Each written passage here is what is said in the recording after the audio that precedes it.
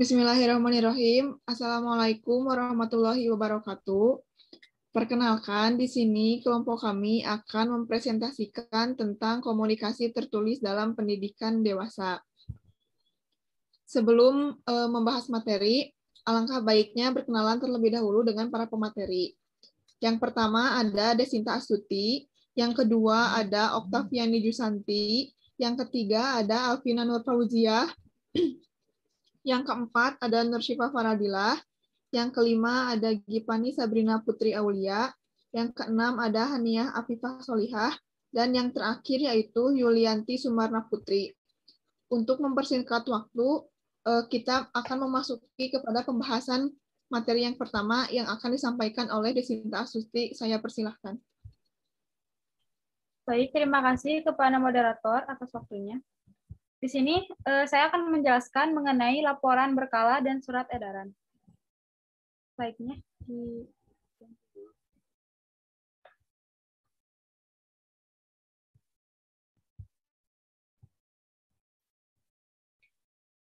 laporan berkala adalah laporan yang dikirim secara pribadi kepada orang banyak. Inilah cara penulis berkomunikasi dengan orang banyak. Jika menginginkan laporan menjadi sebuah laporan yang efektif, maka laporan tersebut harus tepat, lengkap, akurat, mudah, dan dapat dibaca.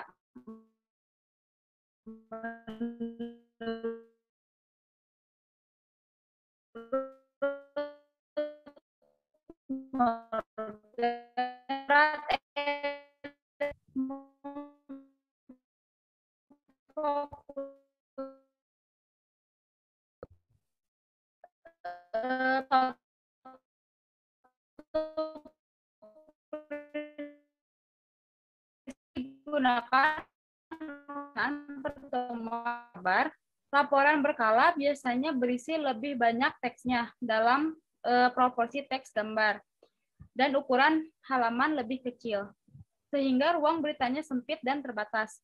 Penulis laporan berkala hendaknya berusaha untuk menyusun setiap subjek dengan ringkas, cepat, dan menggunakan kalimat pendek. Sekian dari saya. Mohon maaf bila ada kekurangan. Saya kembalikan lagi kepada moderator. Terima kasih.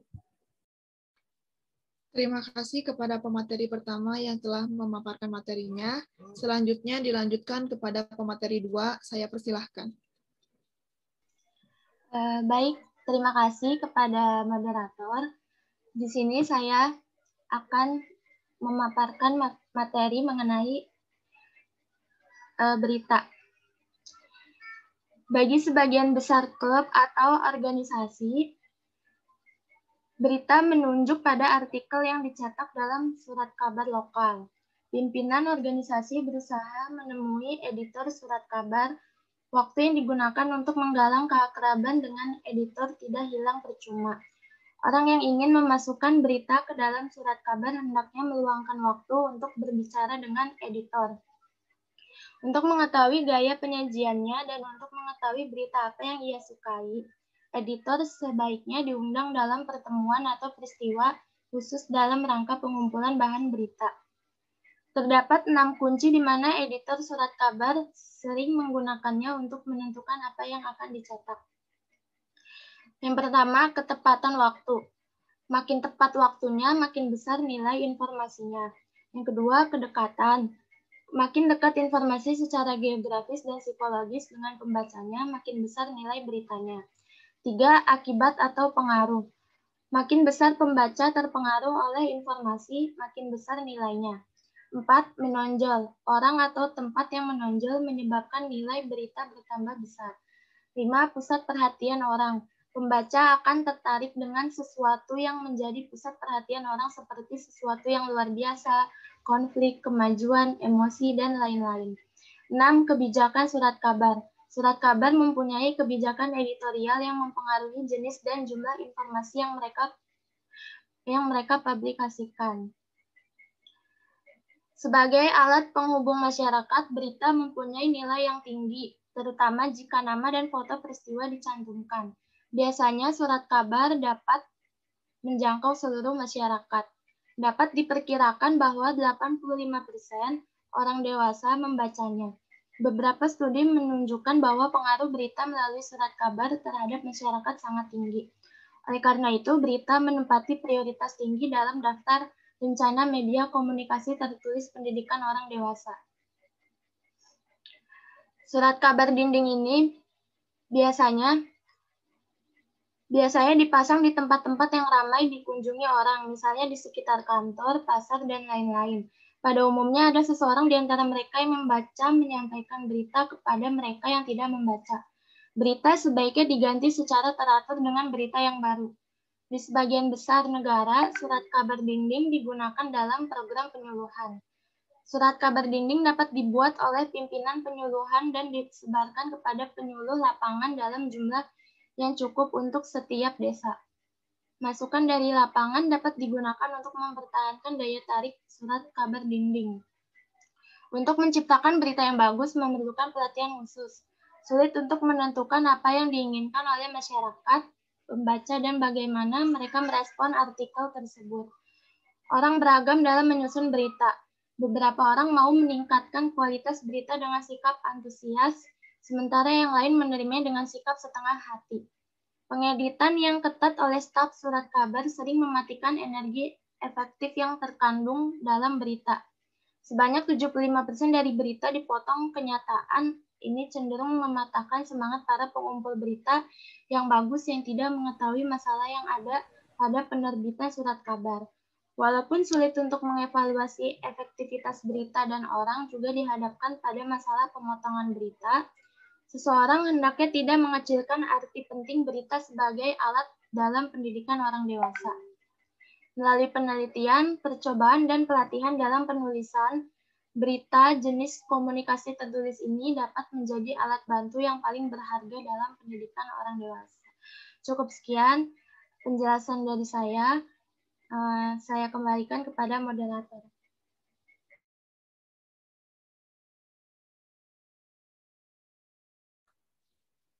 Terima kasih kepada Oktaviani Jusanti yang telah memaparkan materinya. Selanjutnya kita lanjutkan ke pemateri yang ketiga. Saya persilahkan. Baik, terima kasih kepada moderator yang sudah memberikan saya kesempatan. Langsung saja saya akan menjelaskan buletin, folder, leaflet, atau pamflet. Buletin, folder, leaflet, atau pamflet ini adalah suatu informasi yang tertulis mengenai subjek khusus yang panjangnya bervariasi. Hal tersebut pada umumnya dikelompokkan sebagai jenis komunikasi media leaflet atau massa karena dipersiapkan dalam jumlah yang banyak untuk disebarluaskan. Nah, dalam buletin, folder, leaflet, atau pamflet ini mempunyai kata kunci yaitu kesederhanaan. Karena dalam kesederhanaan ini, dengan ini penampilannya akan menarik. Pesan yang terkandung dalam buletin, folder, leaflet, atau pamflet ini harus jelas dan lengkap, singkat, tetapi dibuat dengan ilustrasi dalam buletin yang penting, terutama jika ilustrasi tersebut mendapat ruang dalam publikasi sehingga dapat melengkapi pesan tertulis dengan baik. Folder, leaflet, dan pamflet ini dapat digunakan baik secara tersendiri maupun dikombinasikan dengan metode visual yang lain. Di samping biayanya yang murah dan waktu persiapannya yang pendek, folder, leaflet, dan pamflet ini mempunyai keuntungan lain, yaitu dapat cepat sampai di tangan sasaran. Dikarenakan ukurannya yang kecil, maka pengarang harus menghilangkan hal-hal yang kurang penting dari pesan yang ditulisnya. Jadi yang terkandung dalam pamflet ini harus poin-poin yang penting aja gitu. Sekian pemaparan dari saya, kurang lebihnya mohon maaf, saya kembalikan ke moderator.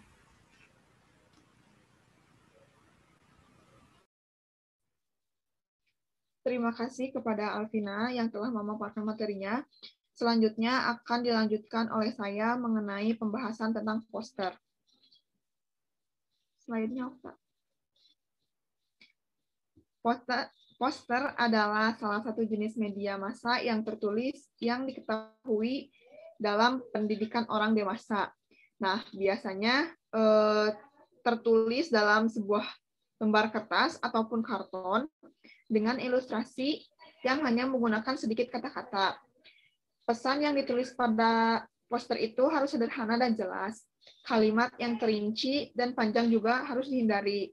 Nah, berikut beberapa kiat yang dapat dilakukan agar poster lebih menarik dan efektif. Pertama, tentukan secara pasti siapa sasarannya.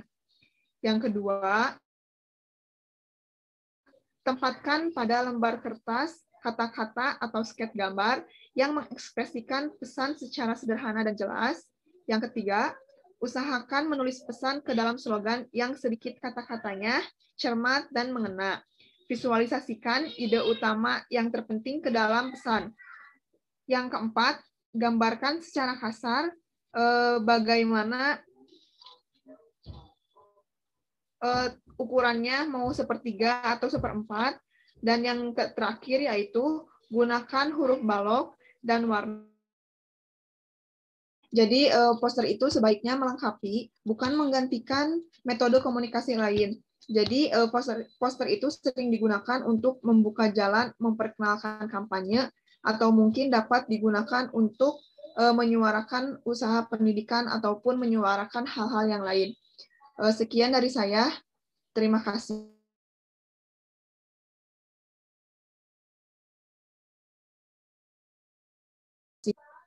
Givani Sabrina Putri Aulia, saya persilahkan.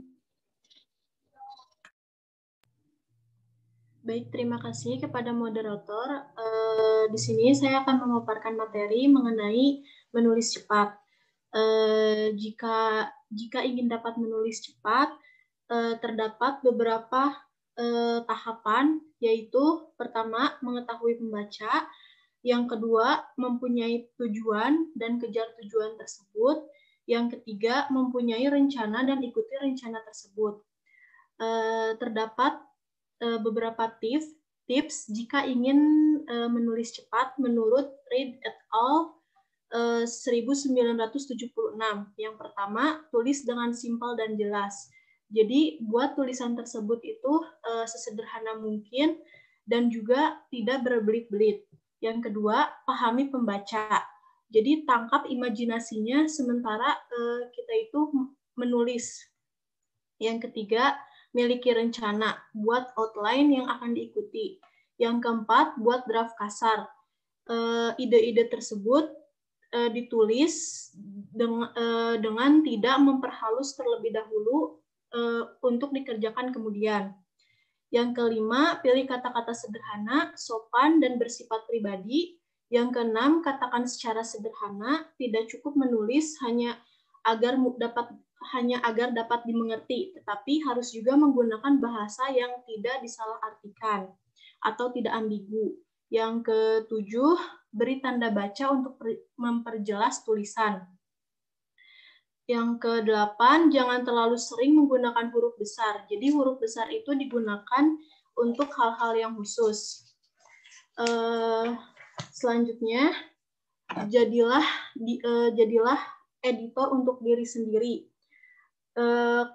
Dalam melakukan editor tersebut diperlukan keketatan dan orang lain pun akan bertindak demikian.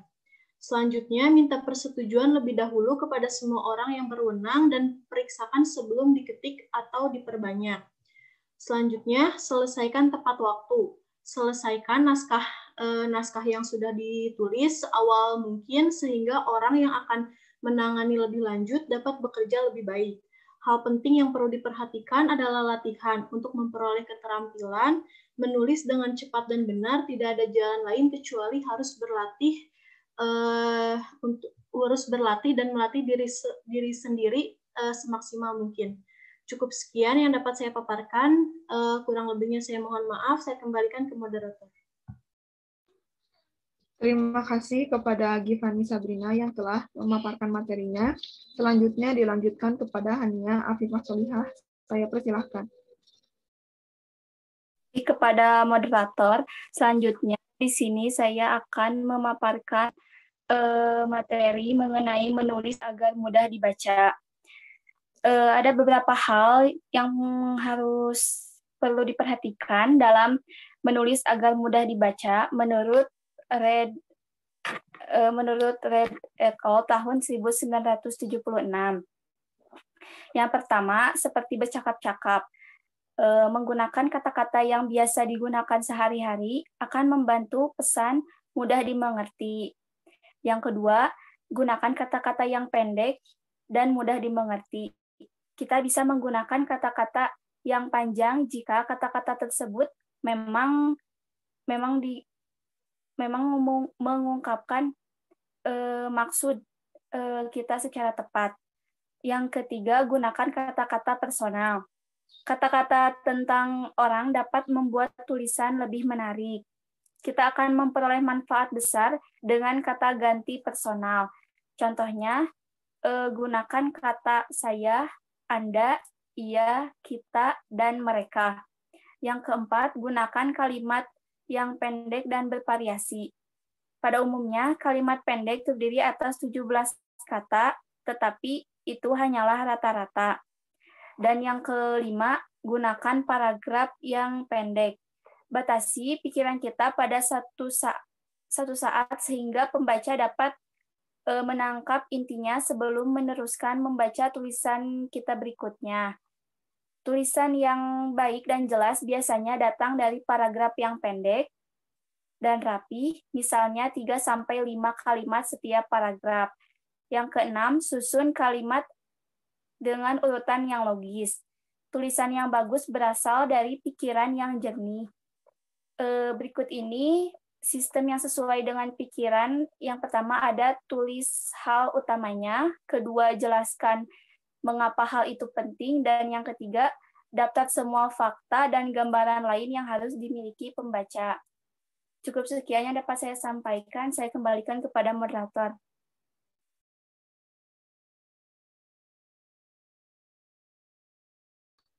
Baik, terima kasih kepada Haniah yang telah memaparkan materinya. Selanjutnya kita lanjutkan kepada pemateri Yulianti Sumarna Putri. Saya persilahkan. Baik, terima kasih kepada moderator. Di sini saya akan melanjutkan materi sebelumnya.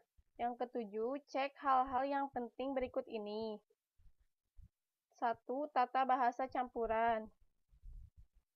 Contoh, ia menanam cantel di 3 lahan dan telah membajak teh kebun di belakang rumah. Hilangkan kata telah. Ia menulis untuk petani dan memilih informasi yang memenuhi kebutuhan mereka. Tulis ulang dalam penulisannya untuk petani, ia memilih informasi yang memenuhi kebutuhan mereka. Yang kedua, peubah yang berayun. Contoh, lahir di Alaska, pengalaman menulisnya dimulai di surat kabar lokal. Tulis ulang, lahir di Alaska. Ia memulai pengalaman menulisnya di surat kabar lokal. Agar dapat menikmati film yang panjang, tempat duduk harus nyaman. Tulis ulang agar dapat menikmati. Selanjutnya, pembahasan materi akan dilanjutkan oleh Yulianti. Kepada Yulianti, saya persilahkan. Baik, terima kasih kepada moderator. Di sini saya akan melanjutkan materi sebelumnya. Yang ketujuh, cek hal-hal yang penting berikut ini. 1. Tata bahasa campuran. Contoh ke-1, ia menanam cantel di 3 lahan dan telah membajak teh kebun di belakang rumah. Hilangkan kata telah. Contoh yang kedua, ia menulis untuk petani dan memilih informasi yang memenuhi kebutuhan mereka. Tulis ulang dalam penulisannya untuk petani, ia memilih informasi yang memenuhi kebutuhan mereka. Yang kedua, peubah yang berayun. Contoh yang pertama, lahir di Alaska, pengalaman menulisnya dimulai di surat kabar lokal. Tulis ulang, lahir di Alaska, ia memulai pengalaman menulisnya di surat kabar lokal. Contoh yang kedua, agar dapat menikmati film yang panjang, tempat duduk harus nyaman. Tulis ulang, agar dapat menikmati film yang panjang, Anda harus memilih tempat duduk yang nyaman. Yang ketiga, berlebihan. Contoh yang pertama, ia mengevaluasi nilai dari barang-barang belian. Hilangkan kata nilai dari. Contoh yang kedua, danau dan jeram yang indah itu memberikan keindahan kepada negara bagian. Hilangkan kata yang indah. Yang keempat, kata abstrak. Contoh yang pertama, personal sekolah menolak menyetujui tindakan disiplin yang diperlukan. Tulis ulang, guru menolak tindakan disiplin yang diperlukan. Contoh yang kedua, kualitas rendah tanah adalah penyebab utama kegagalan tanaman yang berulang kali. Tulis ulang, tanah gersang menyebabkan kegagalan tanaman yang berulang kali. Serangan oleh serangga mungkin bersifat siklus. Tulis ulang, serangan serangga mungkin bersifat siklus atau serangga menyerang secara siklus. Yang kelima, membatasi. Contoh, tampaknya tes itu menunjukkan bahwa penyakit ternak besar terbukti telah menyebar dari lahan pertanian yang satu ke lahan pertanian yang lain. Tulis ulang, tes itu menunjukkan manusia telah menyebutkan penyakit ternak besar dari lahan pertanian yang satu ke lahan pertanian yang lain. Yang keenam, berbelit-belit. Contoh yang pertama, proyek yang dipilih semua anggota adalah proyek dahan rumah. Tulis ulang, semua anggota memilih proyek keindahan rumah. Contoh yang kedua, penggunaan rumus yang mudah dibaca adalah rumus Flash. Tulis ulang, kita menggunakan rumus Flash yang mudah dibaca. Yang ketujuh, susunan yang tercampur atau paralelisasi yang salah. Contoh, ketika ia berjalan lambat, ulat-ulat itu jatuh di kepalanya, dan mereka tergantung di pundaknya. Tulis ulang, ketika ia berjalan lambat, ulat-ulat itu jatuh di kepalanya dan menempel di bahunya. Sekian yang dapat saya sampaikan. Saya kembalikan kepada moderator. Terima kasih kepada Yulianti yang telah memaparkan materinya. Selanjutnya, kita memasuki sesi tanya-jawab kepada teman-teman. Untuk sesi tanya-jawab, kita bisa melakukan diskusi di kolom yang telah disediakan oleh Bapak. Selanjutnya, saya akan membacakan kesimpulan dari presentasi hari ini. Kesimpulannya yaitu komunikasi tulisan adalah suatu proses penyampaian pesan komunikasi dengan menggunakan kata-kata dalam bentuk tulisan yang memiliki makna tertentu. Komunikasi tertulis dalam pendidikan orang dewasa meliputi laporan berkala dan surat edaran, berita, buletin, folder, leaflet atau pamflet, poster, menulis cepat, serta menulis agar mudah dibaca. Sekian pembahasan materi dari kelompok kami. Mohon maaf apabila dalam penyampaiannya terdapat kesalahan. Wabillahi taufiq wal hidayah. Wassalamualaikum warahmatullahi wabarakatuh.